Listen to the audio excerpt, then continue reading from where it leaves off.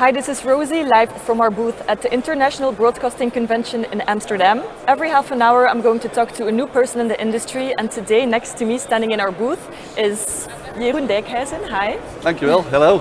How are you? I'm doing well. It's a great show. Nice to be here. Thank you. Likewise, nice to meet you. Thanks for hopping in our studio. We appreciate it. It's lovely to be here, and I think it's beautiful what you set up here on the show. You know, build up in a couple of days, and it looks very professional. So how does it feel to be in an automated studio? It's strange, of course. You know, you expect to be camera people that you look at. Obviously, they're not there. But I mean, if you look at the output and what the viewers can see at home, of course, I think it looks wonderful, and that's, of course, you know, what you're trying to do, which is great. So really appreciate it. Yeah. And you're here with Mobile Viewpoint, am I right? Yes. We actually will have two companies. It's called Vislink Mobile Viewpoint.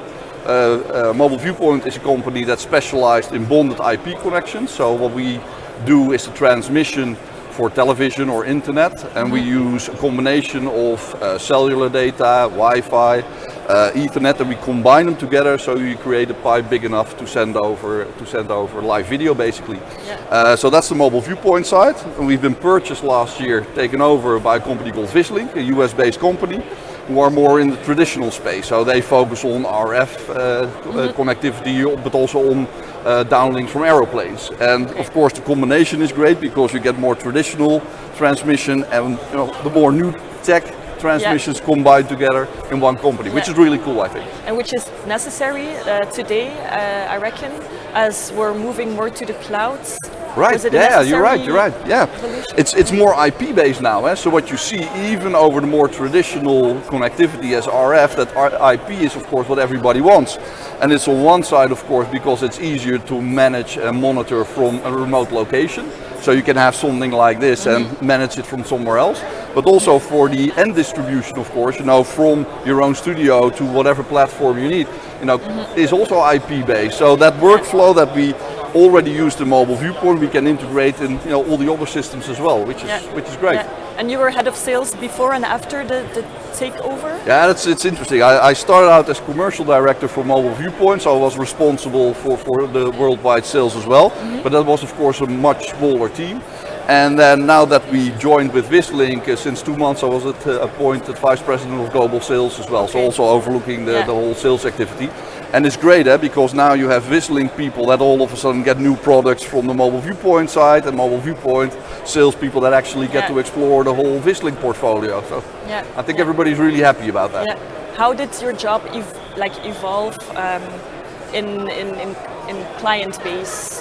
Did it when we moved more to the cloud? Right. Yeah. Well, in the beginning, of course, if you look at when we started out, I mean, RF has been the basis for transmission for, 40, 50 years, maybe even longer.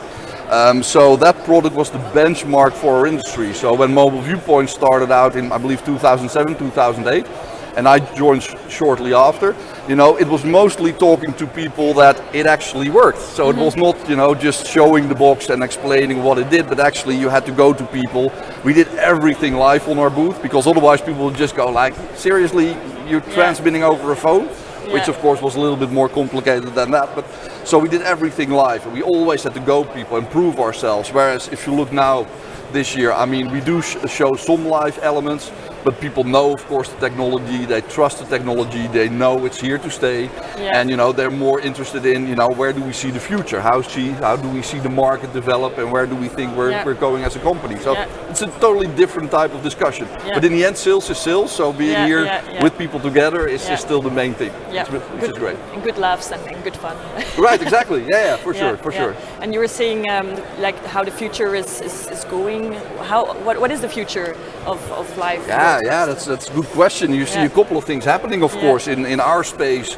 5G has become now one of the topics, of course, because with 5G you get more bandwidth, you get lower delay, so that makes it even more suitable for sports types of applications, for example. So that means that we're exploring that area, but we cannot be the driving force, of course, because first you need telecom providers to make it public. And what you see right now is that everybody has 5G on their phone, but it's download speed. It's made so that you can watch a movie much easier on your phone, for example. Whereas our systems, of course, if we transmit from the field, we need upload speed. And we need slicing, so we can actually get more data also in the more difficult areas. And that's not here yet. It's in private 5G, it's available in certain cases, but publicly, for example, here in the Netherlands where we are today, that's not really available. But we work closely together with certain telecom operators, and if all goes well, in a couple of months we're going to have a demo in Austria with a local telecom operator where we're going to actually show slicing. Okay. So it is coming. And then the other part, of course, is more the cloud-based production as we see here. So we're going to, instead of delivering what we did now, our content to a traditional studio, which had physical SDI outputs, we're now delivering, to platforms like TinkerTalks, for example, which is cool. For which we're grateful. Thanks for supporting our booth. Without you, this wouldn't be possible. So, I appreciate that. Thank you. Yeah. What challenges do you face? It's of course, there's a lot of stuff going on. It's on one hand, 5G, how fast this is coming in and how prepared do we need to be. We need to see how it's developing, and then we can, decide our own way to deal with it really. But I mean, the speed by which they create it is, of course, is something we cannot time. So we need to stay in close contact with them, but it's very hard to develop for it while not knowing how fast it's going to go. So that's a challenge. I think another challenge is, of course, if you go to the online space, there's so many players that it's sometimes difficult for us to, understand what they require from us. So we try to build our system so generic that anybody can basically use it.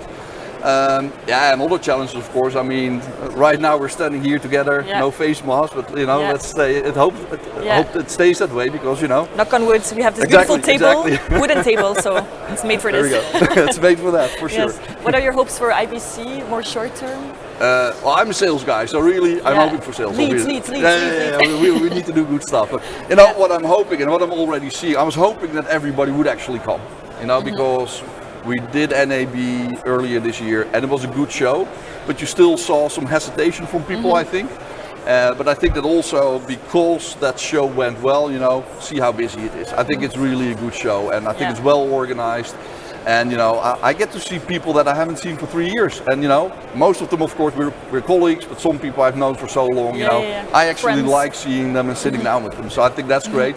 Lead-wise, obviously, it's great to see, what you guys are doing here. I think that's fantastic, and I'd like to see these things in person, because it makes it much more easy to understand, where this is moving.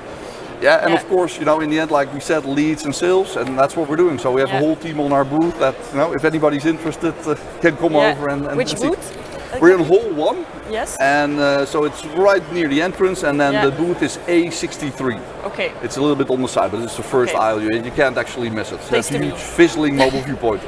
So you walked like over 2.5 kilometers to get here, or was it? Yeah, I know. Well, I spoke to our stand builder, and he told me yesterday he walked more than 17 kilometers just here while working. Yes, IBC is not small. No. You're right. Absolutely. You need to have some strength. Exactly. Well, I'll try to make it to your booth as well. Thank you for hopping in our studio, Jeroen, and best of luck at IBC. Yeah, you're more than welcome, and thank you for having me here. I really appreciate it. Have a great show. Our pleasure. Goodbye. Thank you. Bye-bye.